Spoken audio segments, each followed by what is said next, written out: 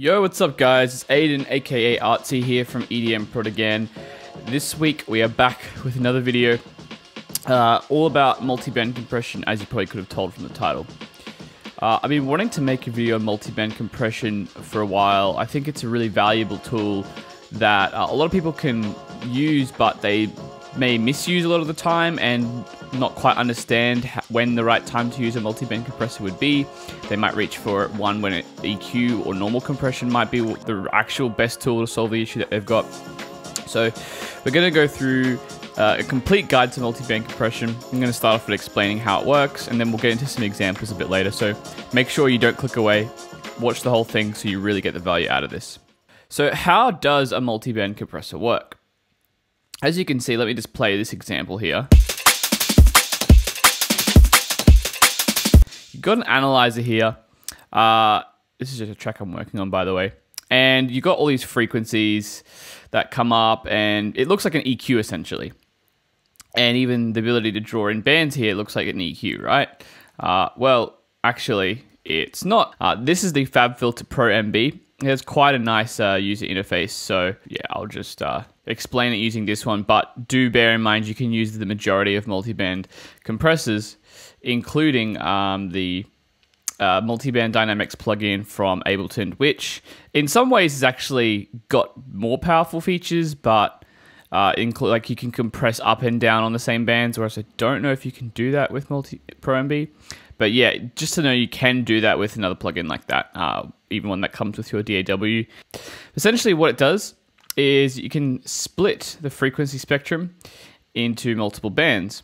So you can process each one and apply compression differently. So we could apply to the sub-frequencies, we could do the low mids, the high mids, and the highs like this. You can adjust the crossover to apply compression to a specific range of frequencies.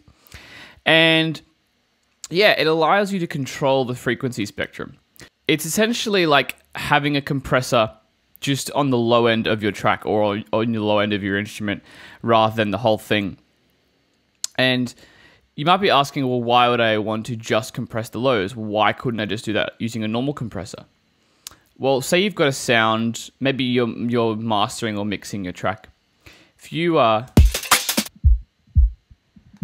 just want to compress the lows, but you don't have a multiband compressor, then essentially, if you use a normal compressor, it's going to listen to the entire signal to tell the compressor when to compress.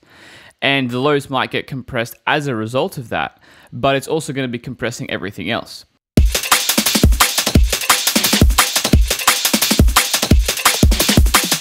This way we can leave all this, if we like the rest of the sound as is, like say we actually just want to turn all these off, like we don't actually have to use all of these bands, we can do that and then just narrow in on the lows here. So let's solo this.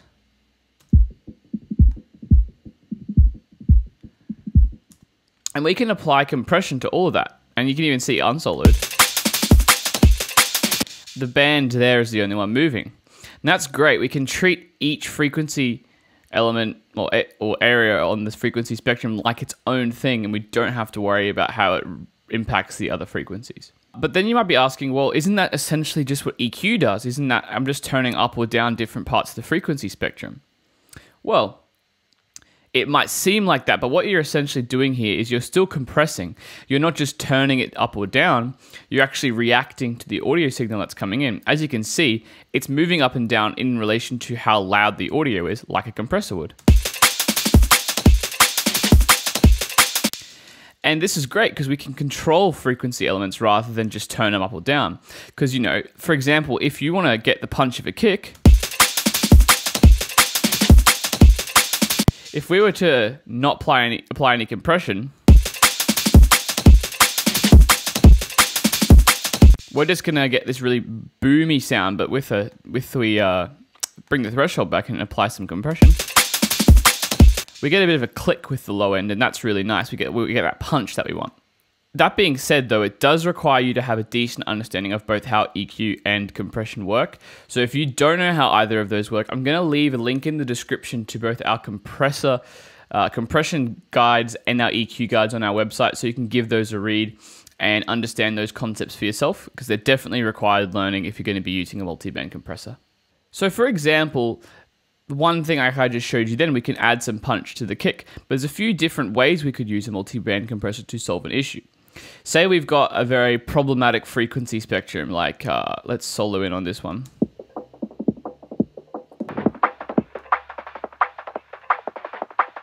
Like say that snare frequency there, we didn't really quite like how it was sounding, right? We could turn on the compressor, bring this back up to there. We can add a bit of output gain, so we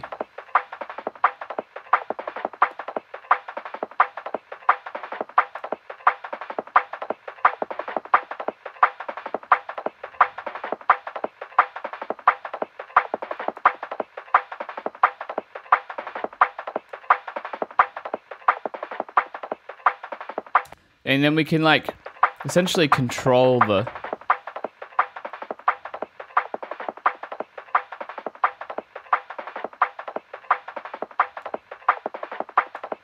frequencies in that area. Now that snare frequency is a bit more gelled together with the rest of the frequencies. So that's one way you can solve an issue. Let me just, I'm just going to delete a bunch of these bands because we actually don't need them.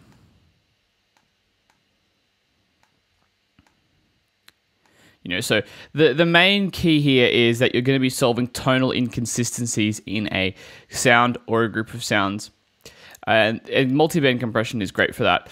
I especially like tonal inconsistencies in a wider spectrum of frequencies, like for example, all the highs. A multiband compression works really well because you can really dial it in and like tonally bring out the highs, but not just by boosting them, by compressing them and then boosting them a bit, you know, to really brighten up and get those drums to sit on top of the mix. So what we'll do now is we'll just go over the basic controls of a multiband compressor. I'll use both the Pro MB and the multiband dynamics from Ableton to explain a lot of these issues. So let's disable this band here and let's just have a look. So I'll start with the multiband dynamics.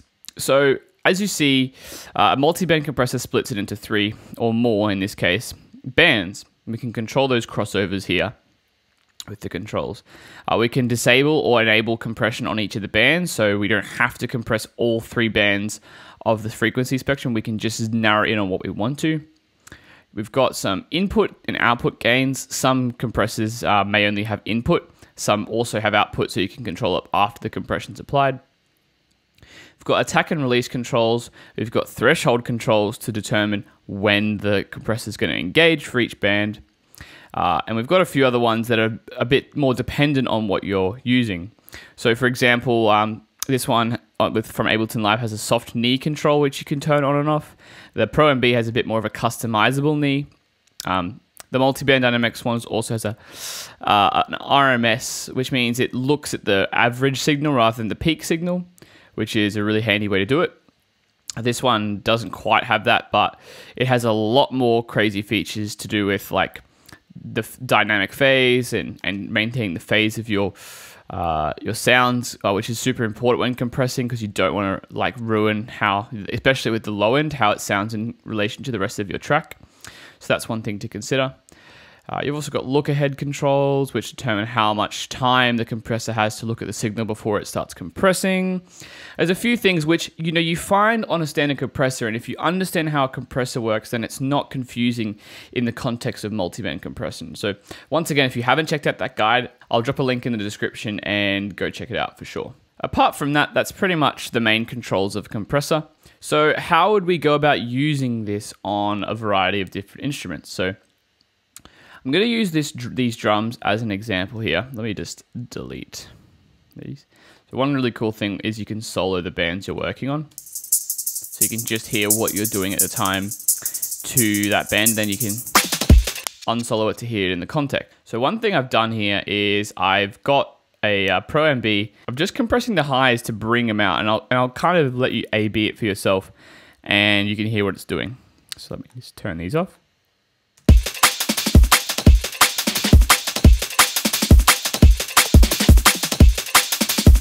So it's very, very, very subtle. And if you don't have headphones or good monitors, you might not be able to hear the exact difference.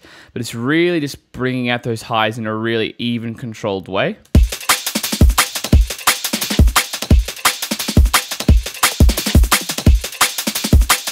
It's just really crispening them up. We're just giving it a little bit of gain. But yeah, let me just undo that. It's really, really beneficial. So all I'm doing here is it's compressing the highs from about 5-6K upwards. And that just allows me to really only focus on the real bright highs, which is what I was wanting to do here, that airy kind of frequency range. The threshold is just tickling. It's really only mostly compressing the snare, actually. And like a tiny bit of the ghost snares.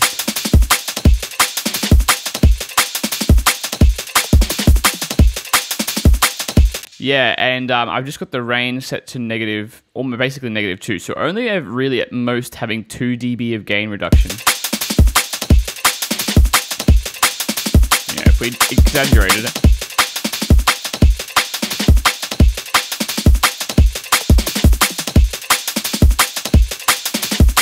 Yeah, so, and that's just is to slightly control the highs. We're not wanting to brutalize them here. I am using a high ratio of 10 though here, just to be able to, you know, really solidly tackle those highs. We're basically limiting them. We're not just compressing them. So that's really handy.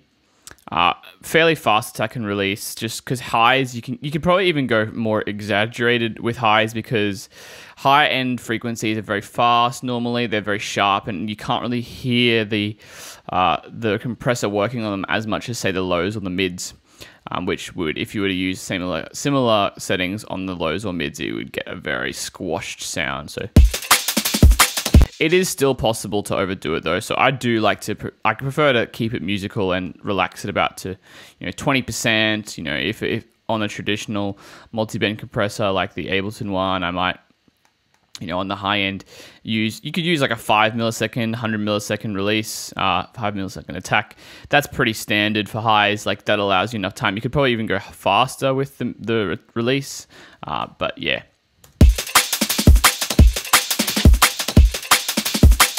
And it just really makes the drums sit forward in the mix. If there's other, I don't have other elements to show here, but you can just feel that those drums are sitting forward. They're not losing their character with each hit. They're consistently in the mix, which I really like. So another example I want to show is how we can use it to balance out the lows. So I'm going to use it this time on the master channel, and we're going to activate this sub channel.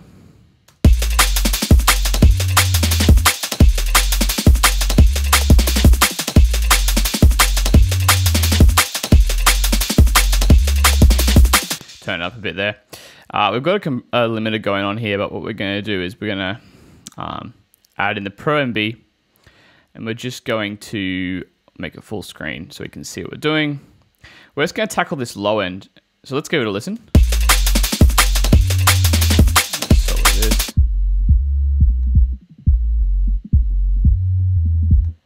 And once again, it's important to make sure you've got dynamic phase, like in the multiband, the Pro MB here, because it maintains the phase really nicely when you're working on low end.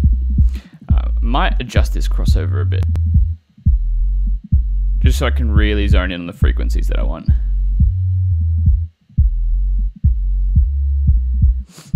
What I want to do here is we've got a bit of sidechain going on with the kick and bass already, but I really want to glue the kicks and the bass together.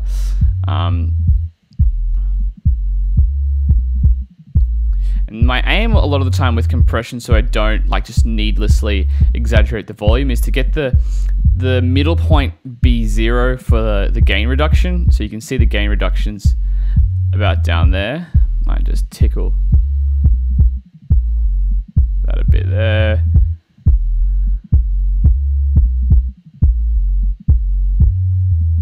And if it's still sounding too intense, I like to dry wet the overall multiband compression sometimes, which is really, really handy. Yep, I'm feeling like I like that there. I think a 4:1 ratio is probably appropriate.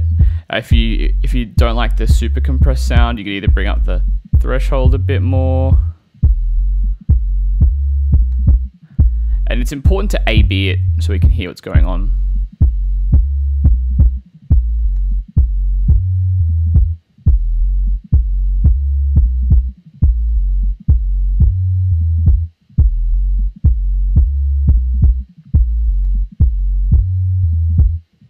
Here I might relax the attack and release a bit more.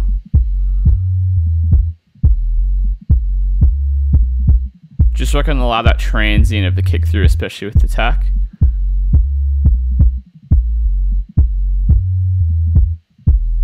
Once again, let's turn it off.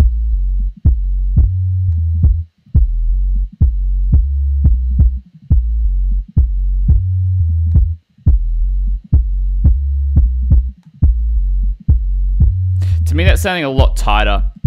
The kick and the bass meld a lot more together now, but I think just to retain some of the dynamics, I'm going to ease back this mix knob here a bit. Let's give it a listen in context as well. Give it a little bit more of an output gain.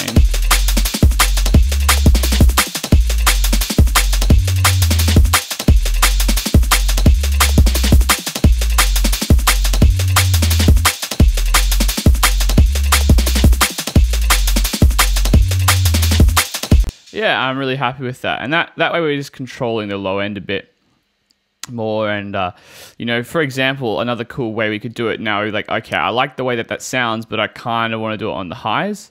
You can add a new band on whatever multi-band compressor you're using and just make it kind of target the lower mids, right?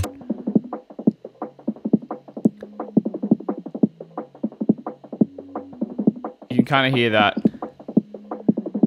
upper harmonic of the bass as well down below.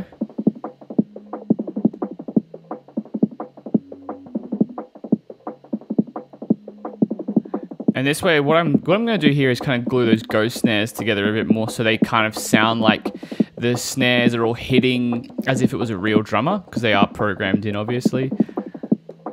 I'm going to just give it a bit of that.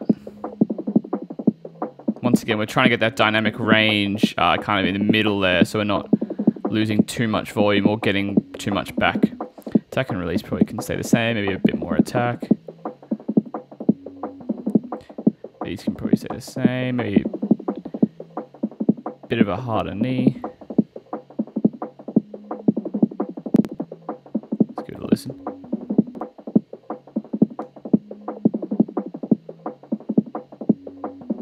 Once again, the dry wet's going to be affecting it a bit here, so it's not super intense, which I'm kind of a fan of.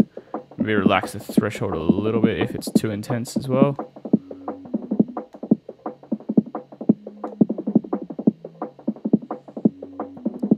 So the upper harmonic of the kick there is controlled a bit too as well, which I like. So let's give it a listen.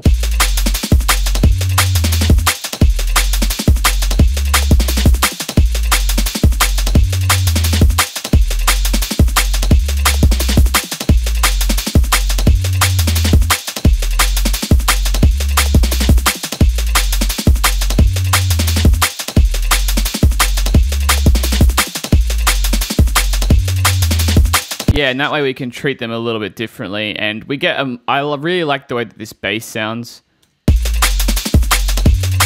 Okay. The kick kind of pokes through a lot more, and the bass is tied together with the rest of the track.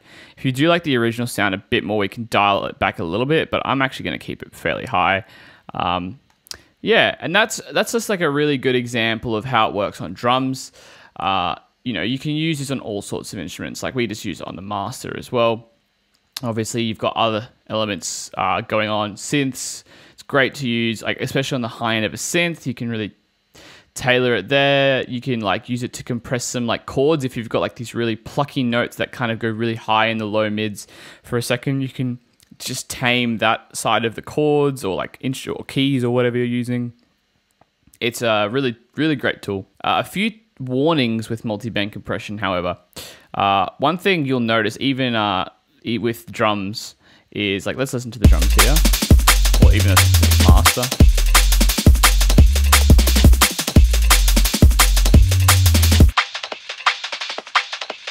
If you over-compress a certain range, so let's dial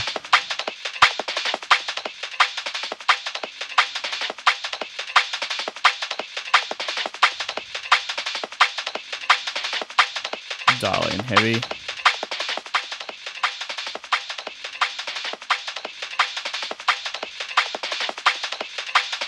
It does sound really unnatural.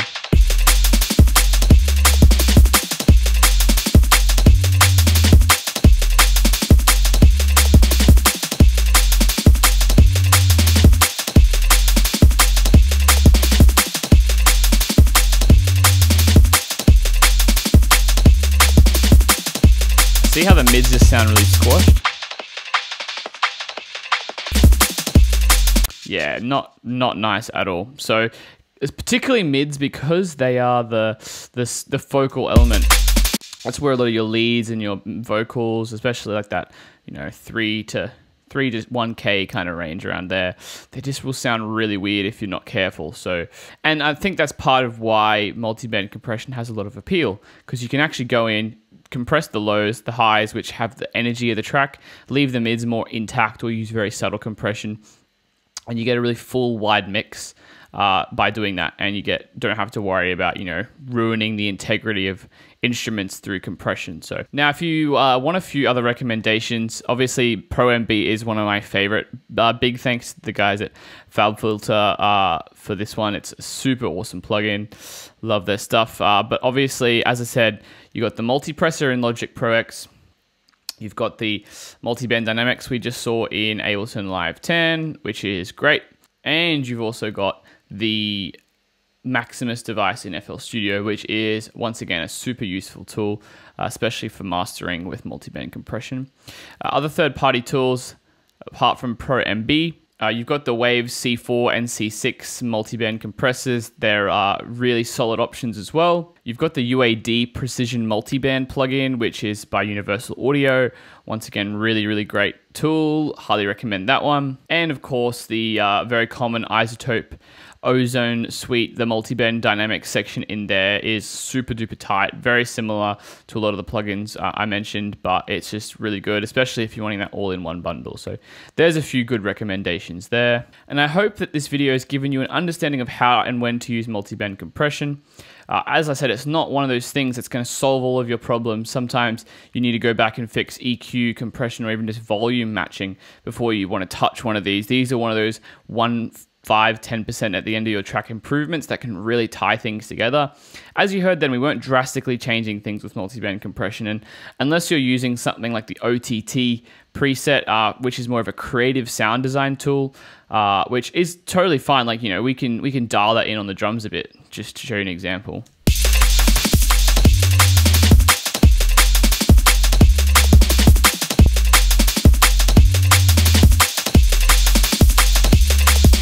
And you know, that sounds very intense, and you can really hear the compression on that. But if we dial it, the dry wet back right a lot, you can't hear it. So there are creative uses for multi-band compression, and you can do some other really crazy cool stuff.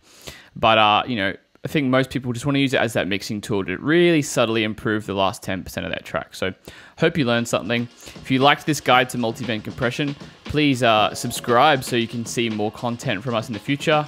I'm going to be doing a video on dynamic EQ, which is a very similar tool to multi-band compression, so stay tuned for that. If you liked this video and got value out of it, give it a like, comment what your favorite feature was, or if you have any questions about multi-band compression, just chuck them below. And lastly, just share it with someone who you think needs to learn about this topic, or you know, would get value out of this video, like a producer buddy or something. Sweet guys, there'll be something new from Sam Connor and I very soon, so stay tuned. Apart from that, have a great week, and we'll see you next time.